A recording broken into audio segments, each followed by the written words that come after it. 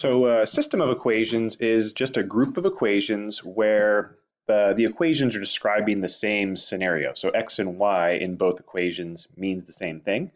So in this case, like x would be the number of movies and y would be how much it costs to see a bunch of movies under that plan. And so in this case, we're going to have two patterns where x and y both mean the same thing, movies and the total cost. So when we say to solve a system of equations, which is what we're going to do in this last unit that we're studying, solve a system of equations just means find the xy pair that's a solution for both equations. So it's the shared values that make both equations true. So we're going to look at ways to find that special xy value. Now in this case, the summer movie pass problem, we're trying to decide which of these passes is going to be a better deal. Which one should you buy if you're going to see a whole bunch of movies? So notice one of the passes, Pass A, only costs $30, and you pay that fee up front, and then you have this card and you get $8 movies for the rest of the summer. So it makes the movies cheaper. You're paying the fee a little bit up front. Another pass costs a bit more money. So the $54 pass, like the premium card member pass, costs a bit more, but notice the movies cost even less. So you're basically getting those movies for like half off.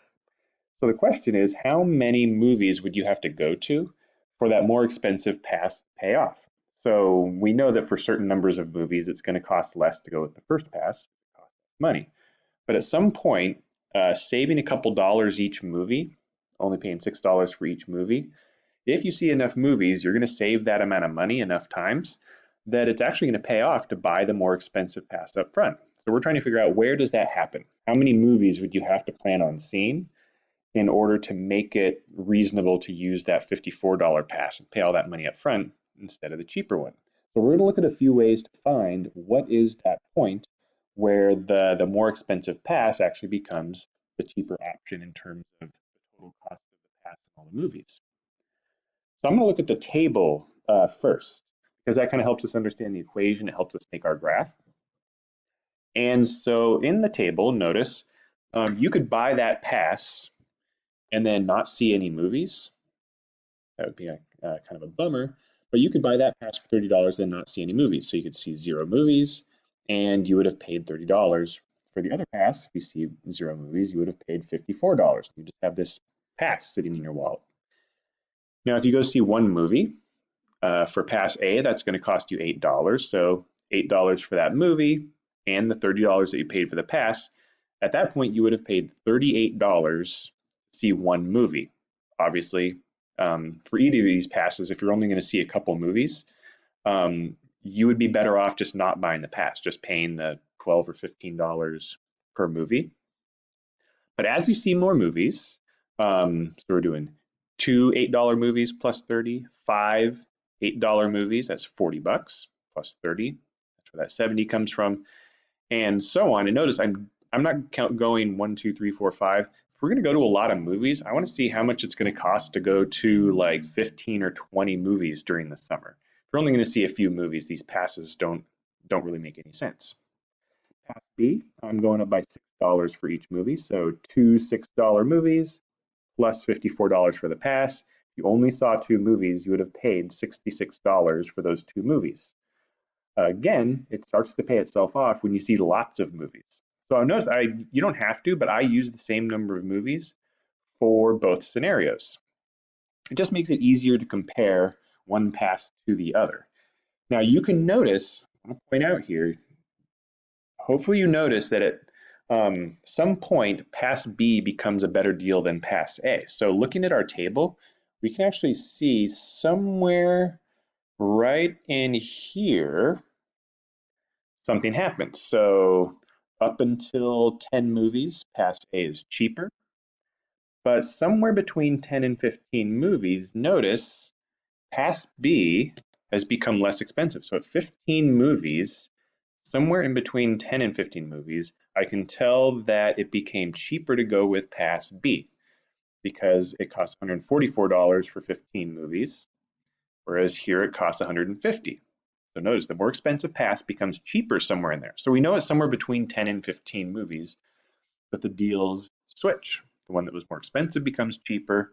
The one that was cheaper becomes more expensive. So somewhere right in there. So we could also write an equation for this. This is a linear pattern. We've got a slope-intercept form type pattern. So with this one, remember the y-intercept is often like the starting point value of y when x is 0, and the slope in slope-intercept form is the amount that is going up for each movie. So for this one, notice we're doing 8 times x, the number of movies, plus 30. And for pass B, we're doing 6 times x plus 54.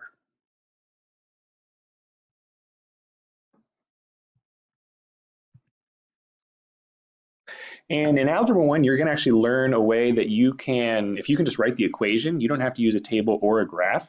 You can actually use these two equations to solve for the XY solution that they both share, and the number of movies in this case, where the passes expense cost, the cost for each pass and a bunch of movies becomes cheaper for the more expensive pass.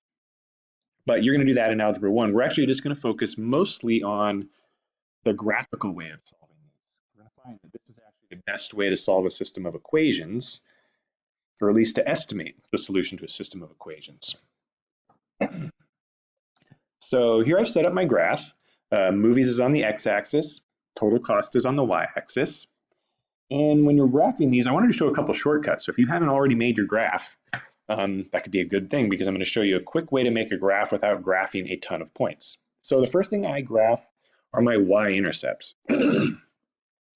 That is the $30 for pass A. So I've got my green dot, the $54 for pass B. That's my blue dot.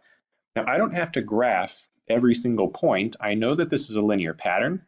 So what I did is I just graphed some of the points that were farther out there on my table, the ones out there at 20 movies, because I know if I connect those dots, every point on those lines that I'm graphing is going to be an XY solution and a cost for a certain number of movies for each pass. So in other words, every point in my table will be on the line connecting these dots. So I'm just going to do last dots. So every XY point on that green line is a number of movies and a total cost for pass A. And every XY pair on this blue line is a number of movies and a total cost for pass B. So looking at this, you can see that down here in this part of the graph, on the left side, the lower left, pass A is cheaper than pass B because for every number of movies that I pick, the cost for pass A is below the cost for pass B.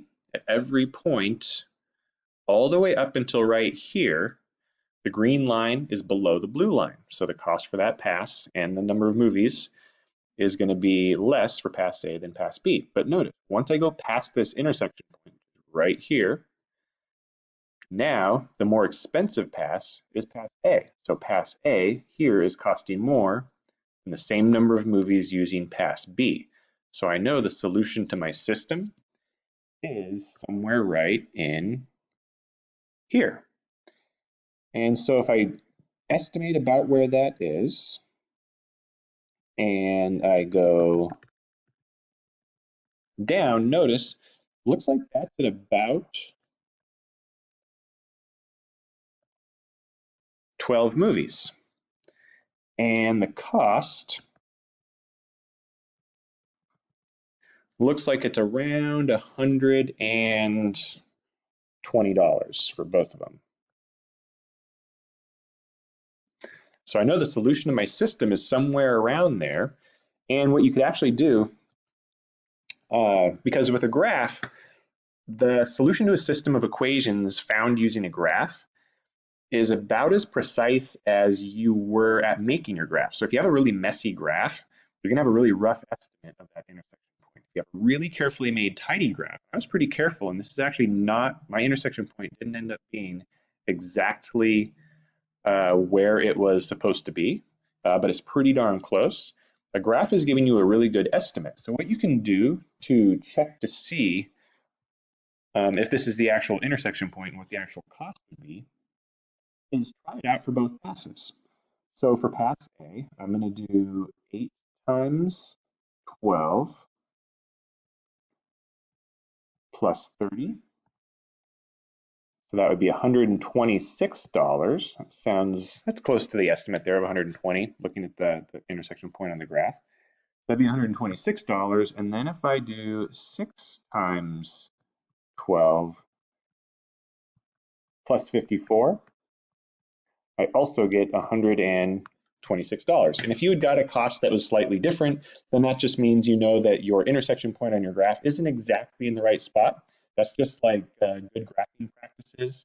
A little bit of messiness in your graphing means your intersection point is going to be a little bit off of what it should actually be. And so that's our solution to our system of equations. That's the solution right there. 12 movies, $126. And so looking at these methods and thinking about which one is the best way to solve the solution to the system, the graph is definitely a better way, because notice think about how closely you could estimate what the actual solution to the system was. Using our table, we could just look at this and say, well, I know just because of the numbers that I chose that it's somewhere in between 10 and 15 movies. Maybe you chose 12 as one of your numbers of movies and you just got lucky and found the exact solution to the system. If I had included 12 in my tables, 12 movies, $126 would have been in both tables. I would have found the solution to the system. But that's kind of a luck type thing. Using a graph, it points you towards where the solution to the system is. So if you just pick a few points in a table and make your graph, and then look at your graph for that intersection point, it's going to take you close to, if not exactly to, the XY solution to the system of equations. And so graphing it is definitely a really good way to go. And it's also a good visual. You can see where the cost of one is more or less than the cost of the other, and you can see them switching places on your graph. But remember, going back to the scenario, that the solution to the system tells us something about the scenario. And so this tells you, if you were trying to decide between these movie passes, if you were thinking you were going to see 12 or fewer movies, then you would definitely want pass A. If you were thinking that you're going to see at least 12 movies, maybe 15 or 20 movies, then you're going to want pass B. So you have an answer to that question: which pass should you buy?